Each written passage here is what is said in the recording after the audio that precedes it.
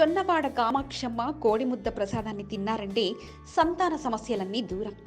పెళ్ళై ఏళ్లు గడుస్తున్నా సంతానం కలగట్లేదా? ఎంతమంది వైద్యులను సంప్రదించినా మీ సమస్యకు పరిష్కారం తెలియట్లేదా? ఇలా పిల్లలు లేని ఎంతో మంది జొన్నవాడ కామాక్షమ్మను దర్శించుకున్నాక తమకు సంతాన భాగ్యం లభించిందని చెప్తున్నారు. అష్టాదశ శక్తి పీఠాలలో ఒకటైన జొన్నవాడ కామాక్షమ్మ ఎంతో మహిమాన్వితమైనది. ఈ శక్తి పీఠాన్ని ఆది శంకరాచార్యులు ప్రతిష్టాపన చేశారు. శ్రీ పొట్టి శ్రీరాములు నెల్లూరు జిల్లా బుచ్చిరెడ్డిపాలెం మండలం జొన్నవాడ గ్రామంలో పవిత్ర పెన్నా నది తీరాన కొలువై శరణుజొచ్చిన వారికి కోరికలు ఈడేర్చుతూ భక్తుల కొంగు బంగారంగా దక్షిణ కాశీగా వెలుగొంగుతున్న జొన్నవాడ పుణ్యక్షేత్రంలో ప్రవహిస్తున్న పవిత్ర పినాకిని నదిలో స్నానమాచరించి జలం సేవించి సర్వ పాపాలను హరిస్తాయని భక్తుల నమ్మకం. పిల్లలు లేని వారు కామాక్షి తల్లిని సేవిస్తే పిల్లలు కలుగుతారనేది భక్తుల ప్రగాఢ నమ్మకం.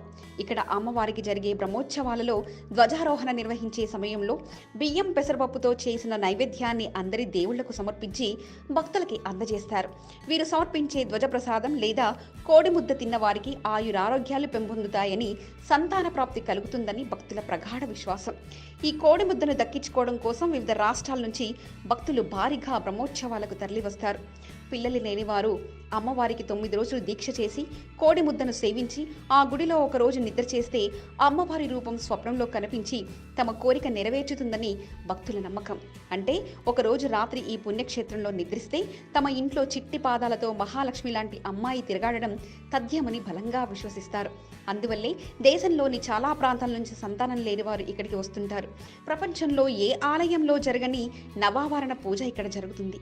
ఈ పూజకు ఎంతో శక్తి ఉందని భక్తుల నమ్మకం. అందుకే ఈ పూజ జరిపించుకోవడానికి ఒక్క ఆంధ్రప్రదేశ్ నుంచి కాకుండా దేశంలో వివిధ రాష్ట్రాల నుంచి కూడా ఇక్కడికి వస్తుంటారు. ఇక్కడికి వెళ్ళాలంటే నెల్లూరుకి ఆంధ్రప్రదేశ్, తెలంగాణ నుంచి నేరుగా బస్సు, రైలు సౌకర్యం ఉంది. ఇక నెల్లూరు నుంచి జొన్నవాడ 8 కిలోమీటర్ల దూరంలో ఉంది.